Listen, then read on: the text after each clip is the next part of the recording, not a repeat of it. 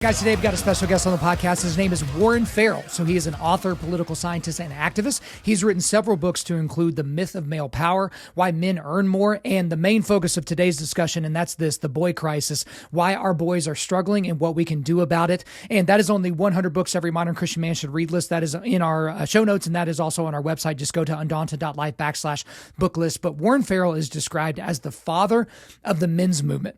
Okay. Now that's going to be interesting to some of you if you know a little bit about his background, but I asked him about that right at the top of the overall interview.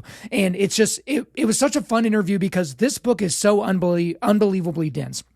If you're a father of sons, you have to read The Boy Crisis.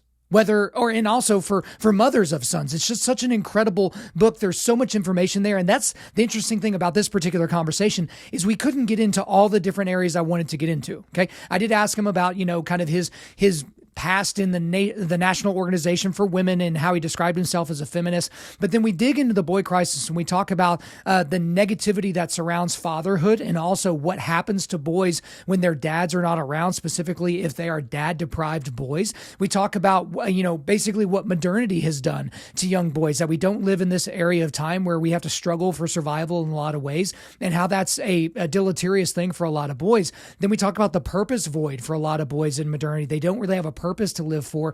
But then we really do spend the majority of our time talking about dad-deprived boys and kind of what it's like as a society. We've tried this experiment for decades and decades now where we pretend as if dad isn't necessary or needed, and then we just ignore all the warning signs that tell us that he absolutely is. And then we wrapped up our discussion today by talking about rites of passage. And again, guys, this might be one of those episodes where I normally do the episode and then tell you to go read the book. You might want to go ahead and read The Boy Crisis and then come back to this interview because he says so many things that since I just got through reading The Boy Crisis here recently, they just made so much sense to me because I've basically been marinated in this content for a long period of time. So I really, really enjoyed my time. But Warren Farrell, welcome to Undaunted Life of Man's podcast. I'm looking forward to talking with you. Hey, we were having a great conversation off air, and it's like, okay, we need to go ahead and hit the record button because I don't want to get all the great stuff off air. But just as a means of introduction, it's always a little bit interesting because I do an intro and I kind of give everybody a little bit of an idea. But I've heard you described as the father of the men's movement. Okay. Now, this might strike some people as odd, especially when they find out that you used to serve on the board for the National Organization of Women. You've described yourself as a feminist. So to some people, that's going to seem like a little bit of oil and water situation. So if you could give us a Spark Notes version, the 30,000 foot view as to you and your career and why people would describe you as the father of the men's movement. Yes. My career started in the late 1960s when the women's movement surfaced. I took a really strong interest in it, changed my doctoral dissertation to focus on it. That got me involved in, there was a big dispute in the National Organization for Women about whether they should have men or not. They concluded that if I could start some men's groups to get the men out of the women's hair, and if that worked, they would continue to allow men in the groups. And so I did that, and it worked very well. And I ended up starting some 300 men's groups and about 250 women's groups around as I spoke around the country. I gave people the opportunity to do that. I was very much in favor of women expanding, and still am in favor of women expanding their options and being able to be as significant in the world or do whatever they wish to do in terms of raising children, raising money, doing some combination of both. I'm still very much supportive of that. However, what happened in the meantime in the last half century is that boys and men have developed significant issues that very few people are aware of, to the degree that led me to realize. And as I started doing the research on that, after 14 years of research, that led to the Boy Crisis book and to understanding a lot of men's issues, like male-only draft registration and men dying sooner on 14 out of 15 of the leading causes of death. And boys committing suicide increasingly as they grew older, up until from the age 14 to their 20s, until it was 5 times as much as girls, and boys not graduating from college nearly as frequently as girls in the near future. Only half the number of boys will be graduating from college as girls. These are major, major problems for our daughters, problems for our sons. Notice I said problems for our daughters too. We're all in the same family boat. And when only one sex wins, both sexes lose. And I was increasingly seeing that we were doing a great job focusing on what concerned women, but we were not doing a great job focusing on what concerns our sons, what's hurting our sons. And we were not doing a great job after divorces to keep the father involved with the children. And we didn't understand how important that was after divorce. And we didn't understand how important it was that single mothers raising children with minimal or no father involvement, the problems that led to for both girls and boys, but particularly for boys, without any male role model. And so, as I began to see that, I began to speak up about that. And what happened was really fascinating. My standing ovations became sitting ovations, and my 5 or 6 referrals to new speaking engagements for each speaking engagement I did dwindled down to a 0 to 1 referral. Hmm. And I went, I basically went from 50 speaking engagements per year down to 0 to 1. And so it was really, so I knew that it was going to cost a great deal if I started to articulate men's issues and boys' issues as well as women's issues.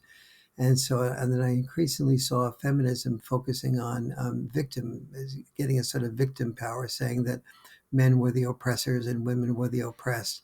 And that's just plain not accurate. So I started explaining why that wasn't accurate, and in a way that most conservatives and most Christians got almost immediately. But many feminists just stayed with the men as the oppressors and women as the oppressed. And so I began to resist that. And as a result, lost all the speaking engagement referrals that I got from the feminist movement. I'm able to survive, and I was wanting to make sure that I did what I felt was right in life.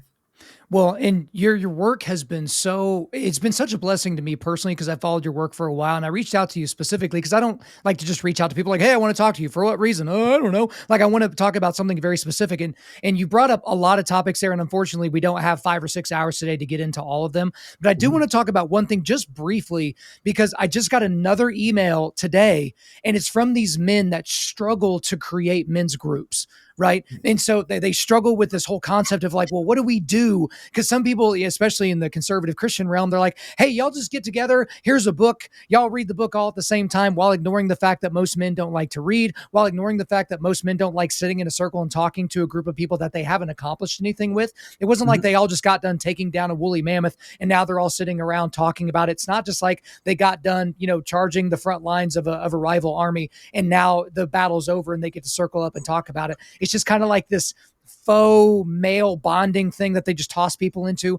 But what have you seen? Again, we could spend all day talking about this, but just briefly, what have you seen in terms of the benefits of creating these men's groups and how to create them and make them sustainable? Yeah, very, very important point. So one of the things that often happens is that boys grow up with minimum, what I call dad deprived, Mm-hmm. particularly if they're raised by mother from the beginning and with either maybe living with the man. But when a man and woman get together and have a child and they're living together, not married, that relationship lasts at only an average of 3 to 3.5 years. And then usually the father is minimally involved after that in the children's life. And the problem is that the boy feels abandoned. He has no male role model. He doesn't, and the female, the daughter, also is damaged significantly by the lack of father involvement. Mm-hmm. However, the level of intensity of the daughter's damage is less. Um, and when I say damage, I mean think as parents, there's about 70 different measurements of what a successful child is. Is the child depressed? Are they addicted to video games? Are they addicted to porn? Are they alcoholics? Are they taking drugs? Are they doing well in school? Are they doing well in their social skills? Do they have friends? Do they have postponed gratification? Are they able to do things? Metrics like that with minimal or no father involvement, daughters do worse than daughters with father involvement in more than 50 areas, actually 70 areas, but 50 major areas. And boys also do worse in 50 plus areas, but they do significantly worse than their daughters. Than our daughters do. Boys without male role models and in broken families tend to have many challenges with depression and with not knowing who they are, being failures to launch, not having that good postponed gratification, and not having discipline, not having motivation, not having a sense of purpose, a sense of mission. And so, why this is the case is, why these outcomes was for me, the most fascinating stuff that I found when I was doing the research for the Boy Crisis book. I didn't realize the degree of that. But as I've been sort of talking about that, many parents are very, especially moms, they feel, well, they recognize that if they are not in an intact family and the dad is minimally involved, they recognize that their son should have positive male role models. One of the ways of getting a positive male role model is having for you to evaluate the minister, the priest, the rabbi, the imam. Let's say it's a minister, and make sure that there's a male minister Mm-hmm. or a male sub minister at a big church that would take care of creating boy groups for your son, and groups for your son to get together with other boys about his age. And so, for example, one of the things that is done in some of these groups is that the minister might pass out a mask and have all the boys fill out on that mask what the way they present themselves to the world, and then on the back of the mask, their inner feelings and fears that they have, their insecurities that they have, the way they really feel inside. Mm.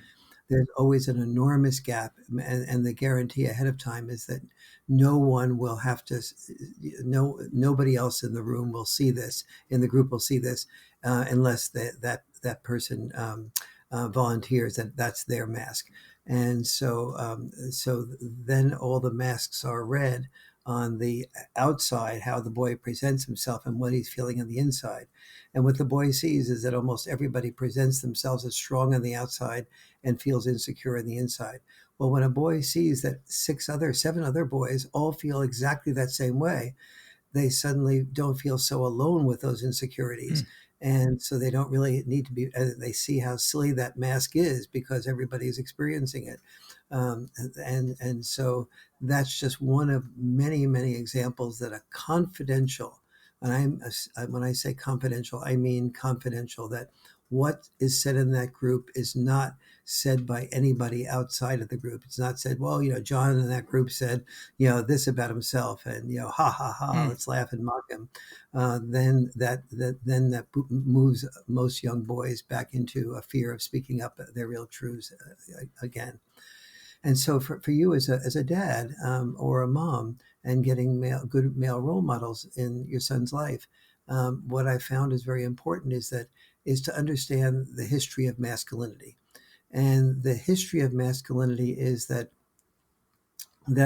throughout all of evolution, among animals, among um, insects, women chose males to reproduce with that were alpha males, that Mm-hmm. were protector males.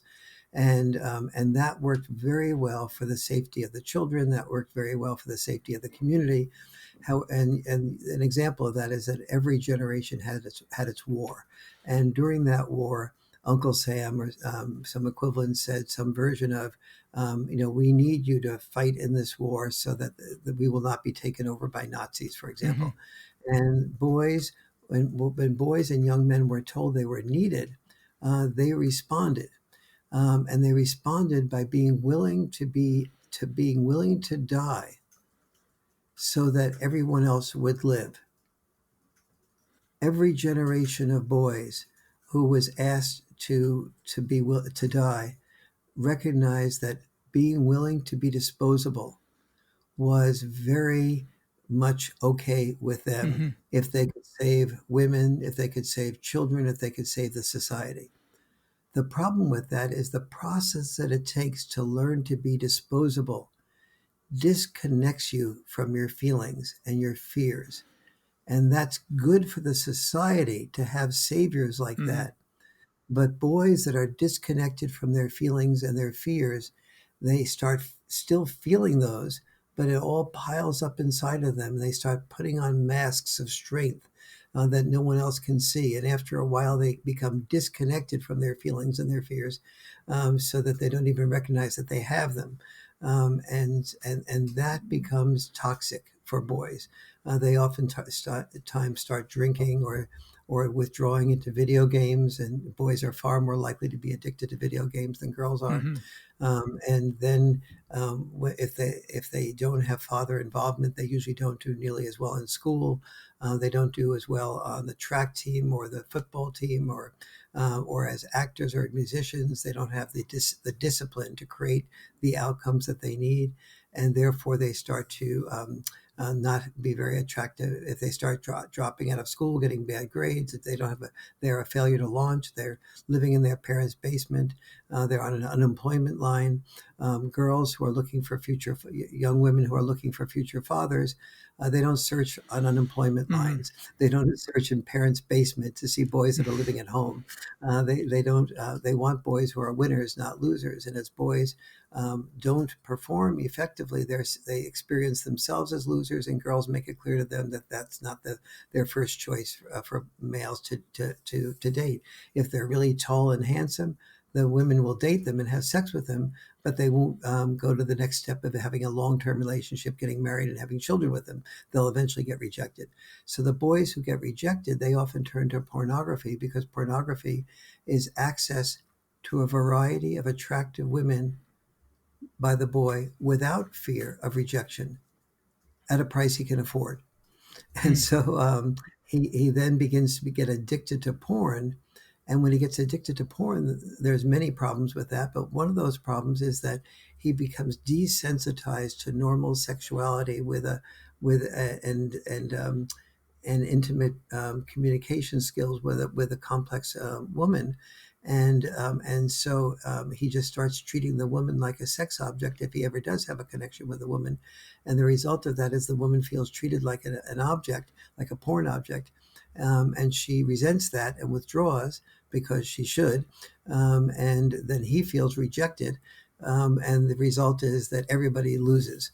And so these are just some examples of the problems that boys face when they have minimal or no father involvement, that I've found when I did the boy crisis. And this is despite the fact that many single mothers, they're among the hardest working people in the culture, and they work very hard to make things good for their sons. They oftentimes feel overwhelmed. They don't have enough time to be able to be number one at work, and they often feel guilty that they're not taking care of their children to the degree that they should be able to take care of their children. They feel caught between a rock and a hard place, and, as I said, overwhelmed.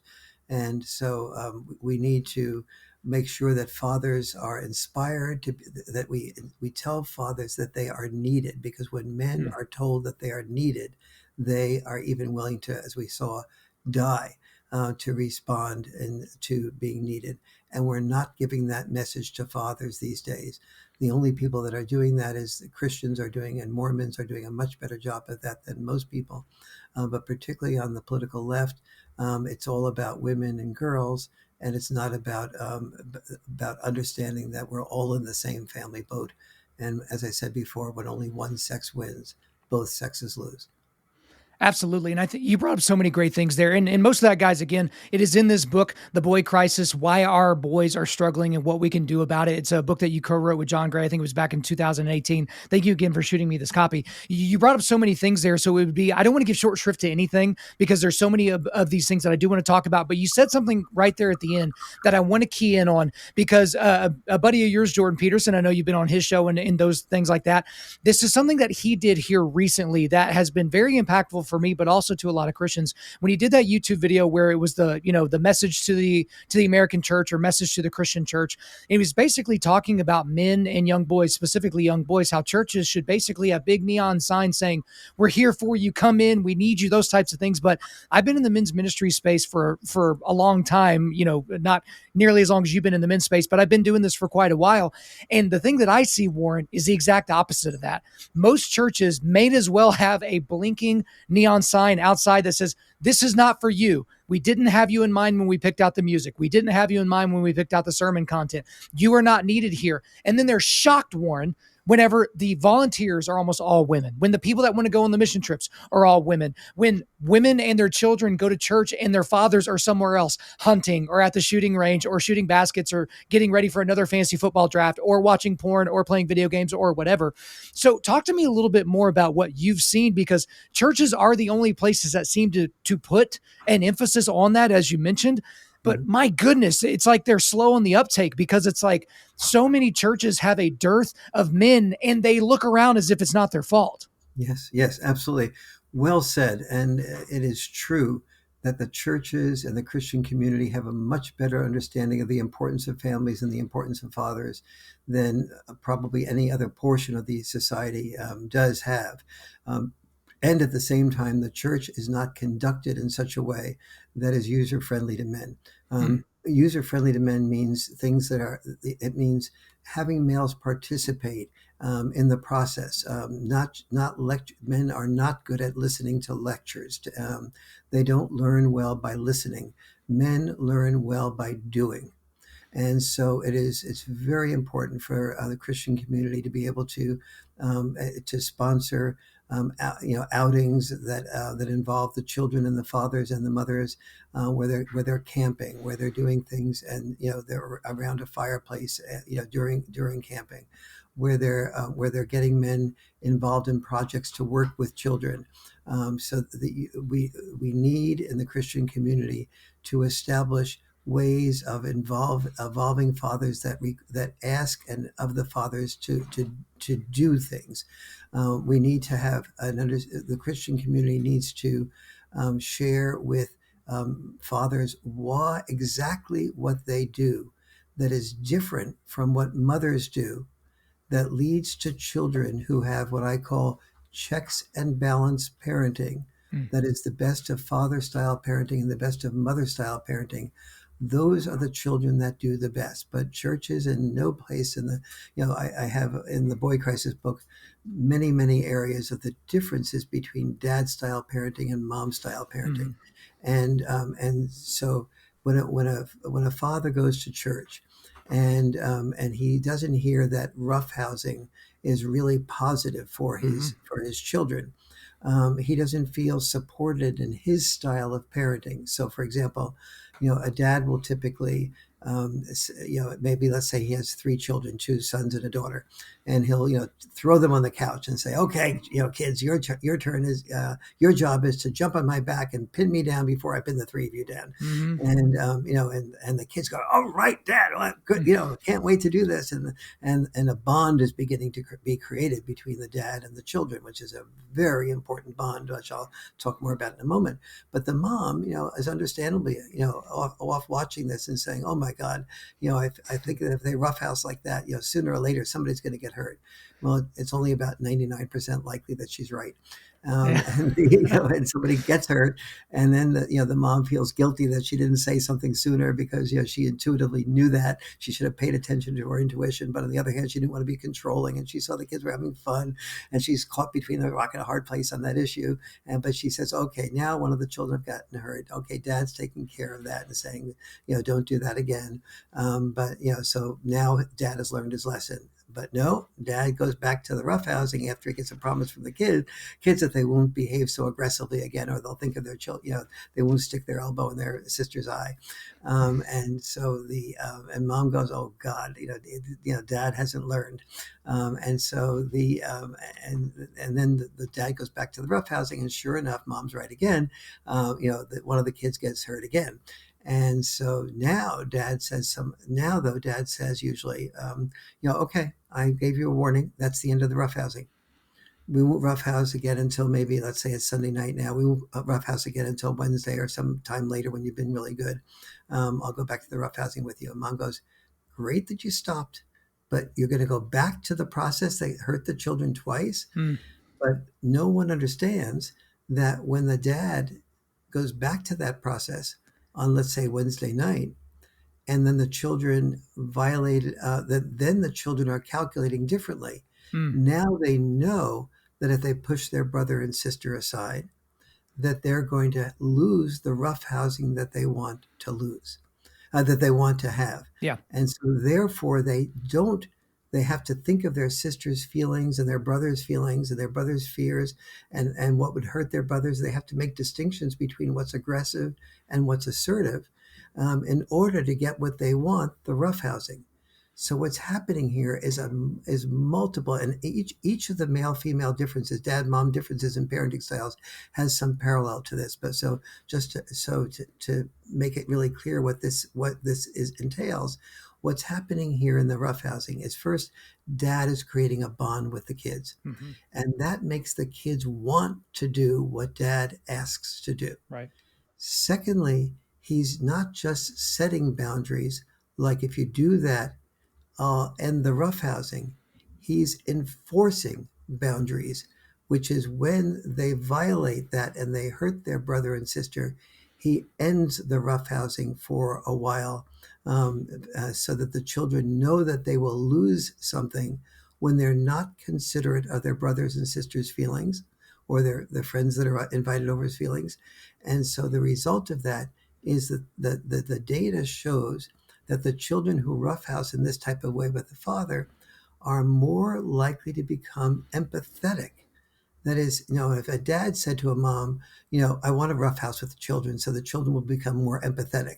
Like that's the most, counterintuitive and seems like the most ridiculous statement possible. Right. But what's happening there, as you can see, is the children are now being required to think about someone else other than their needs and immediate gratification. Secondly, the children are learning postponed gratification. They'd like to push their brother and sister aside to win at the roughhousing, but if they do, they're going to lose the roughhousing. So now they have to think about their brothers and sisters' feelings, not exercise immediate gratification, in order to be able to get the long-term postponed gratification of the roughhousing. So they're learning postponed gratification. Postponed gratification is the single biggest predictor of success or failure in life. Postponed gratification is the single biggest predictor of success or failure in life. And they're learning that. They're learning empathy. Empathy is one of the most important character development traits that a human being can have, and every Christian knows this. And that is also what they're learning in the process. They're building a bond with their dad that makes them resent less going along and paying attention to their dad, because their dad is their source of fun and excitement, and they want to not alienate their source of fun and excitement. So these are just a few, and when a boy and girl has this postponed gratification, they tend to be able to fulfill the dreams that they have. If they're a good basketball player, football player, actor, musician, artist, writer, they can exercise the discipline that emanates from postponed gratification. Then they feel good about themselves. And then teachers praise them, the parents praise them, their peers respect them. Girls date winners, not losers. Girls, if they're a boy, are very happy to date the winners and not so happy to date the losers. And so at every level, they feel better about themselves. And that leads to a life where they're less likely to withdraw into drugs, drinking, video game addiction, and feel angry at themselves inside. Well, and a lot of that information that you shared there, Warren, that's the reason we have a book list on our website called the 100 Books Every Modern Christian Man Should Read list. And we have a boyhood section, and the boy crisis is prominently featured in that section. And part of the reason is because this is it's a must read if you have sons. So I have a 2-year-old and a 6-month-old, both sons. And so it's a must read for where I'm at currently in my life, but also if you have daughters, because you learn about the expectations of the type of male you should want welcomed into the life of your young daughter. But there was a quote from the middle. Oh, one other quick thing. There was a picture from the book that I showed to my wife, and she thought it was amazing. It was a picture of a dad that's like throwing a kid up in the air. And then it's like, it's the actual picture where the kid's, maybe 2 feet away from his arms. And then there's what the kid thinks. And it's that he's like 10 feet above dad. And then there's what the mom sees. And it's that the kid's basically off in outer space. And I showed that to my wife because, she gets on me sometimes. She's like, oh my gosh, you're going to hurt those boys. And I'm like, no, I'm not. I'm going to protect these boys. But I thought that was a great picture pictorial representation of what we were trying to say there. Yeah. But there was a quote Yes. somewhere around the middle of the book that I think is interesting because it goes into a lot of the things that you lay out in a very like, I love all the references in the book because you lay it out in a very academic manner, the problems that we're seeing with boys. So let me read this quote here. But since, as we've seen, the boy crisis is a problem in all 63 of the largest developed nations, chances are it's not your fault. Rather, it is the fault of problems that have infiltrated millions of families in developed countries. Problems created, ironically, by a good thing, easier access to the means of survival. So this reminds me of the poem that I can't remember who it's attributed to, but it's hard times create strong men create good times create weak men create hard times. And I feel like we're in the cycle right now, Warren, where we have a lot of weak men in culture and society at large, whether in politics and in business and in entertainment, these weak men, these weak-willed, mealy-mouthed men creating these unbelievable hard times for people all over the globe, that they're actually getting in the way of capital P progress, as we see the progress of time going forward. But specifically, this is a major detriment to the development overall of our boys because we're making it easier for them to not help dad out with the business because dad travels for a living or dad works remotely and he basically sits in his underwear all day staring at a screen, and he doesn't have to go out in the field and help. He can get just as much dopamine in his brain from playing football with his thumbs on a PlayStation as opposed to going out and playing pickup football. And you spend a lot of time talking about pickup sports inside of that book. But talk to me a little bit about that continuum that we're on right now, where times have gotten so unbelievably easy for us when it comes to the attainment of a mate or of food or of just generalized comfort, and how that's actually having a deleterious effect on us. Yes, absolutely. I think the broader picture here is that throughout all of history, boys were brought up with a purpose. Mm. Today, they have what I call a purpose void. Okay, let's go back to the purpose. The purpose throughout all of history was when a boy was becoming a man. Somebody said, for example, there's Uncle Joe. He was in the Marines. He died in the Marines in the Second World War. He was really a hero, a great man. Yes, he died when he was 19, but and that's why we should really respect and honor him. And here this boy is being criticized by dad, mom, and maybe peers, and feels, okay, I have a way of really being a hero. And so I'm going to, train myself to be a great Marine, and everybody will respect me. Well, he may die sooner, but he ends up feeling like that's his purpose.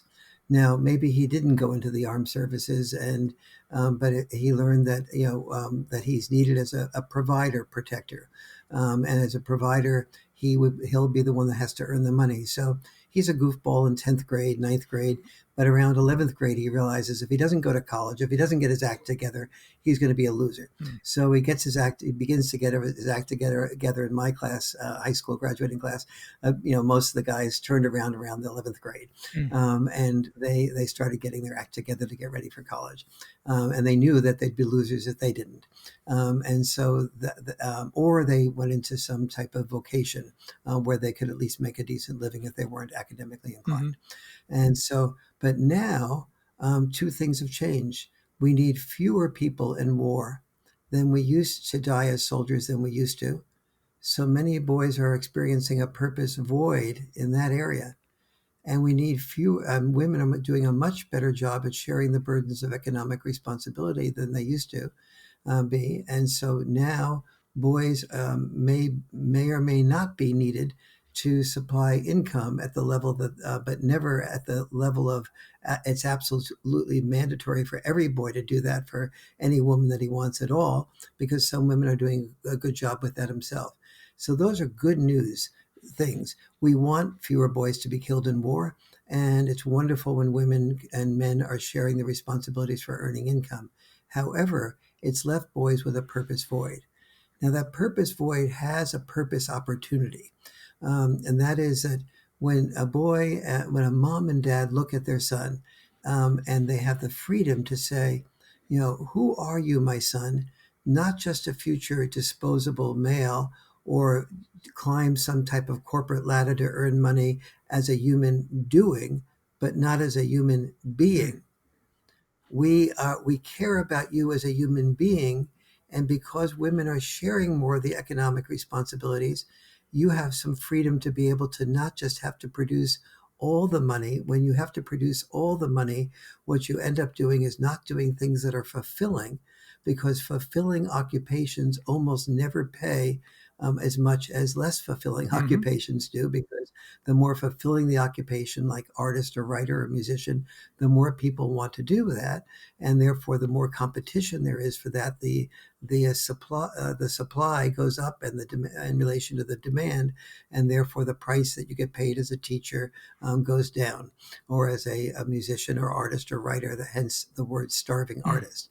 And but now, with women sharing more of that responsibility, the boy maybe has a chance to be able to teach in an elementary school if that's what his passion is. We're able to talk to our sons about passion.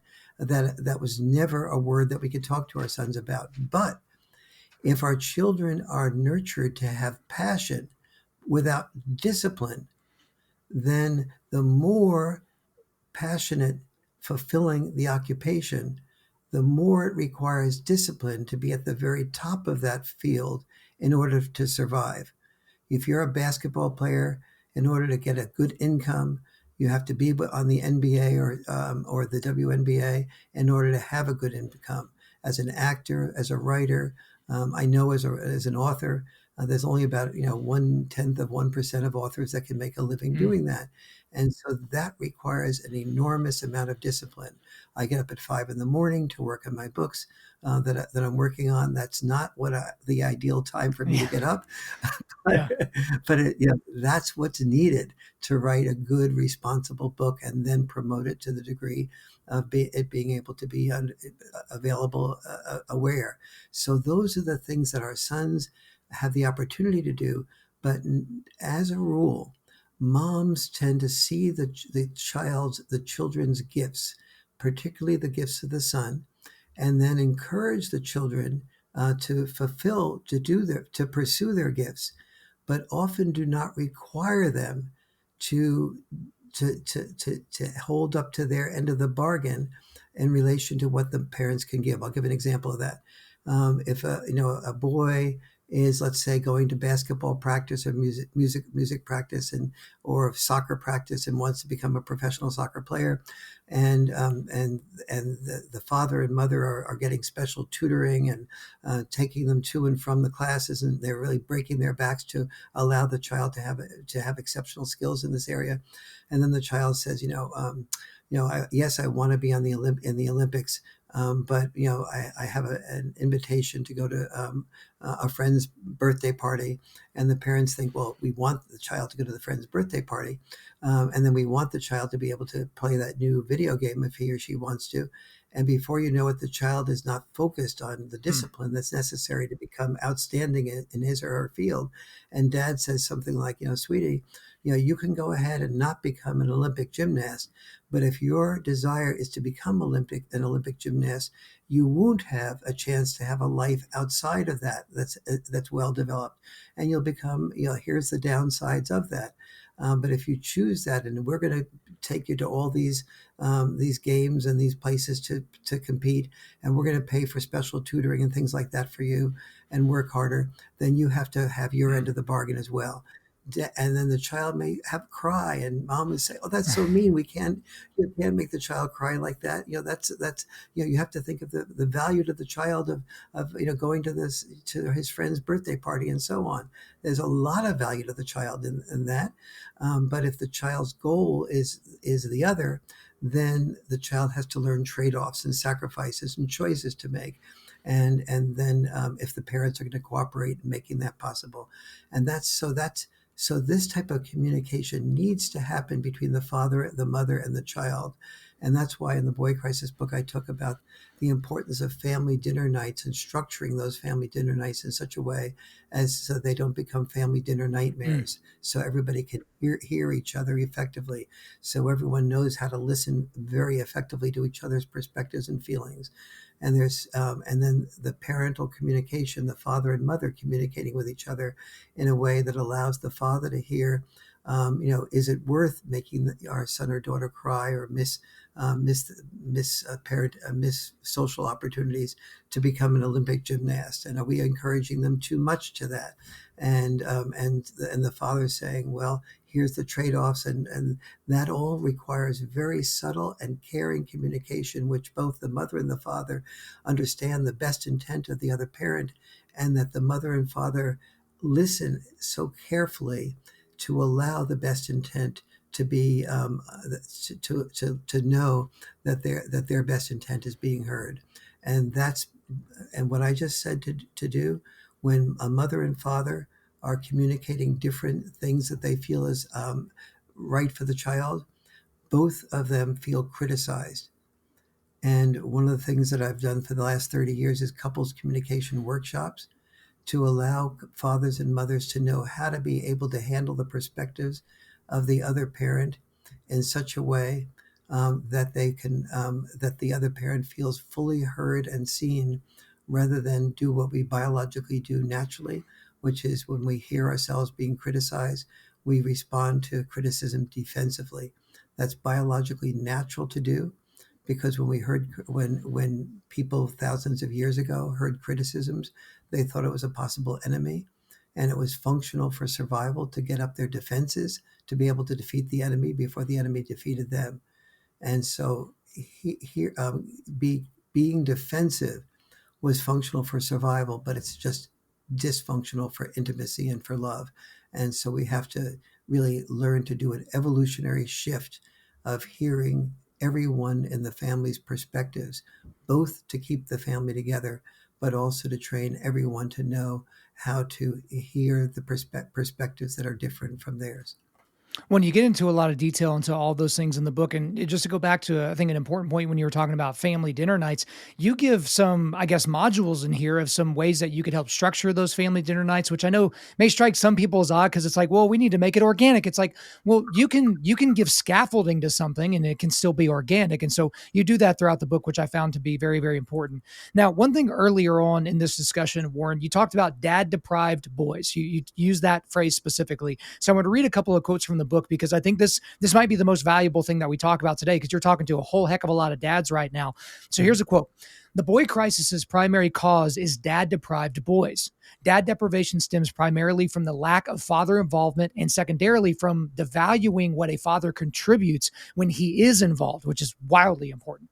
Whether our children become financially rich or poor, or emotionally rich or poor, depends increasingly on whether they grow up dad rich or dad poor. And then, this is in a section of the book where you're talking about kind of the three main reasons for this: the purpose void, dad deprived boys, and then also the heroic intelligence and how that undermines health intelligence. But there's another quote here that might be my favorite quote of the entire book because it's so haunting. And it's this: dads, like moms, air, and water, are essential to our lives, but we've tried to live without dads. We haven't tried to live without moms, air, or water. I find that to be true into my bones. I find that to be true, but we see that. You don't have to be like, especially astute observer of society to see that we would never denigrate moms or air or water or any of those essential things. But we look at dads as if they're just this Al Bundy, Phil Dunphy thing that we can just kind of flick off into the ether, and we don't really need them. The government can be daddy. Okay. As long as the kids are with mom, the government can be daddy, or no one can be daddy, and it's just fine. But every shred of sociological data point to a much, much different outcome for these children. So there are a lot of things that you can point to, Warren, that you could basically hang around the neck of the boy crisis. But the number one thing you say is dad deprived boys is leading to that. Why? Yes, first of all, exactly the case.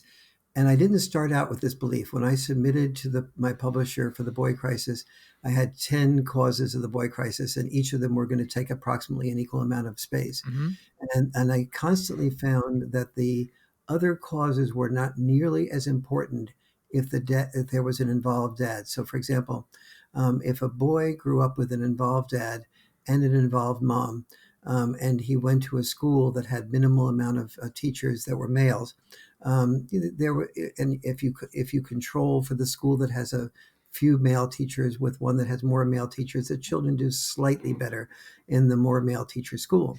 But if the child grew up with only a mom as the primary role model, and it was a boy.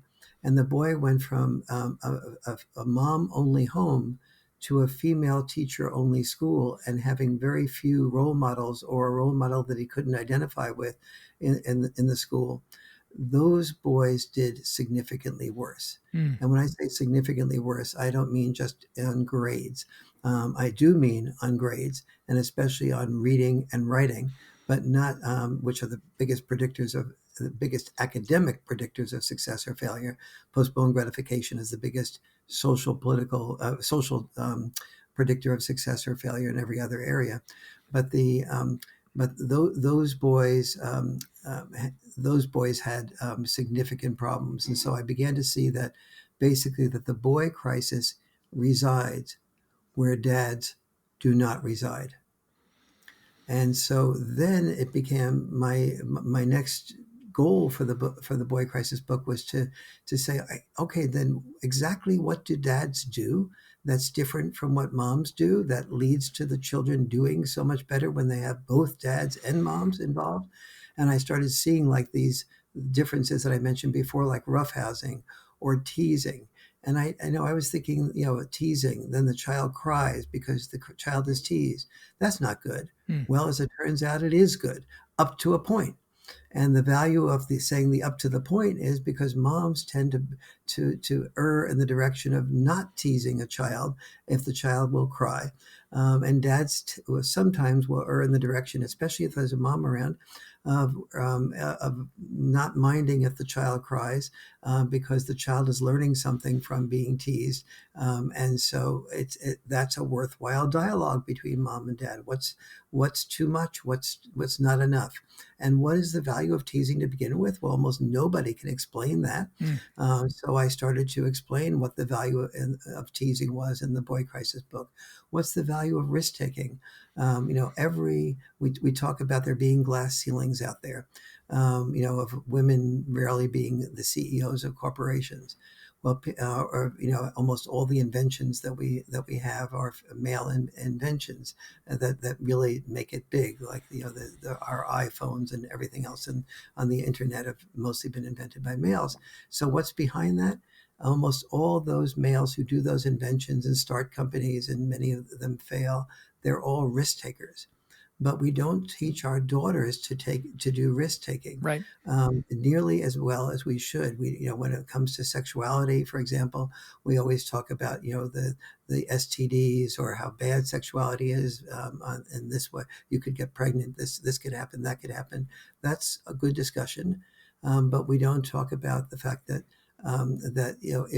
if there's these fears around sexuality, that girls who are growing up need to share the risk taking involved in that, and the risk taking and the fear of rejection that comes with taking sexual risks, being the one to reach out and ask the boy out, being the one to pay for the boy rather than the boy paying for them, being the one to do the first hand holding at the first kiss.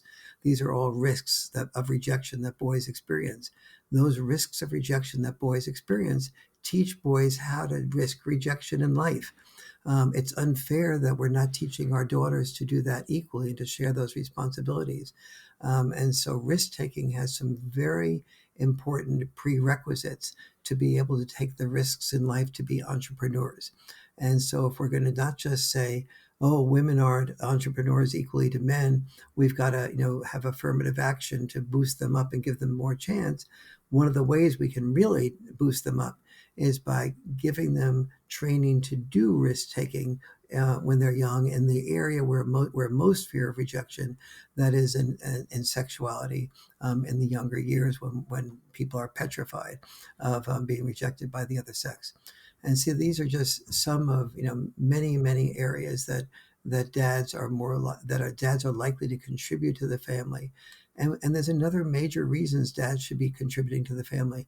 It is not fair for women to have all the burden of responsibility on their back. Women are overwhelmed when they have the responsibilities of their children and the responsibilities of producing money. We need dads to step up and share those responsibilities, and that means inspiring, which is something that churches can do, inspiring fathers to be involved.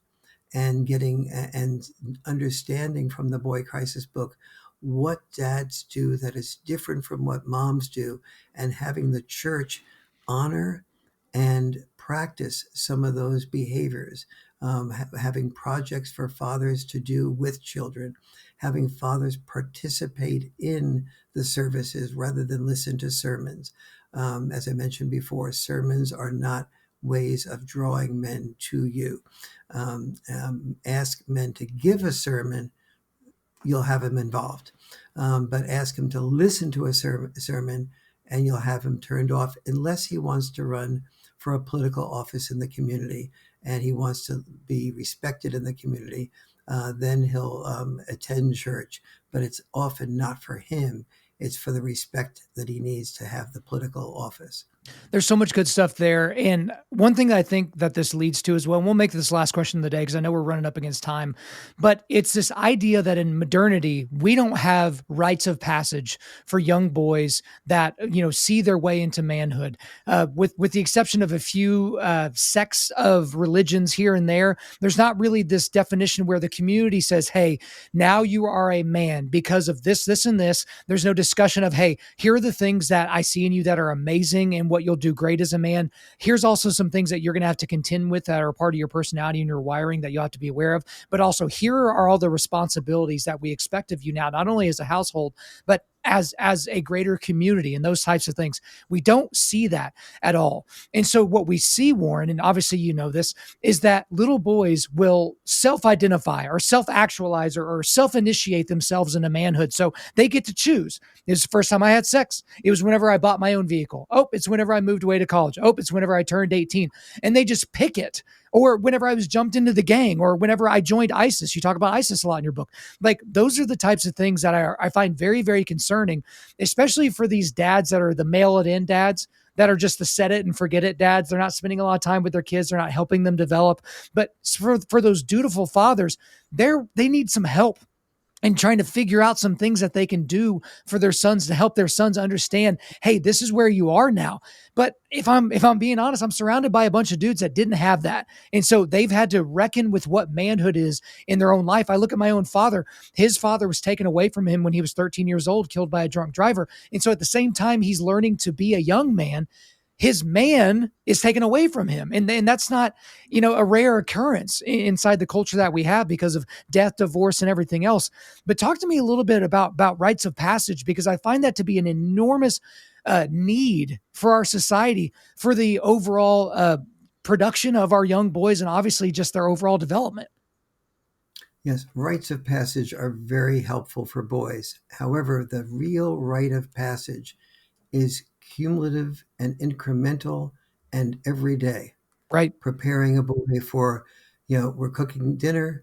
Here's what you can do to help based on your age. We're cleaning up after dinner. When I was growing up and my family moved to Switzerland and we weren't that wealthy, but we had one dinner at a really good restaurant with tablecloths. That was unusual for us. And I was so trained to clean the dishes my dishes off the table when we finished that I started taking the dishes off the table, in this really fine restaurant. And my parents got a kick out of that. But that was because not of a rite of passage, but every day it was a rite of passage, learning incrementally the responsibilities that I was expected to do as a boy that was becoming a man. And when there is, and so one of the things that really is so important, I think, in the Boy Crisis book is all the things that fathers and mothers working together can do to help create a responsible, motivated boy with postponed gratification, a lot of discipline, high expectations, that is cumulative and changing and being discussed by mom and dad. So there's two super important things.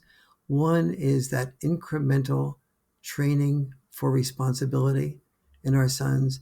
And number two is three things. Number two is dads, you must know what you contribute to children's development, and you must communicate that with moms because moms can't hear what dads don't say. Moms, you must seek that out. You must seek out, if you're reading the Boy Crisis book, really dig into what dads do that's different as a rule. Sometimes roles are reversed than what you do, and what exactly the value is, so that, and then let dads know, the biological father know, that now you understand why he is needed. Please come and help. Let dad know that you know not only that he's needed, but why he is needed. Men work with specifics. And then once you have the father or a stepfather, which is not nearly as helpful, but you can have a stepfather be very good or very, very minimally helpful, and is to know how to communicate with that dad about the difference between your style and his style, so that both of you are able to hear each other and do the best checks and balance parenting possible. I mentioned to you off before the show that um, I've finally been able to take the couples communication workshop that I've been doing for 30 years and put that online via Zoom, so that if there's somebody that is a couple that would like to have better communication, they're welcome to go on the warrenfarrell.com website, my website, and go to the couples communication tab and just get a copy of that. And if you go through it and it doesn't work for you, just let me know.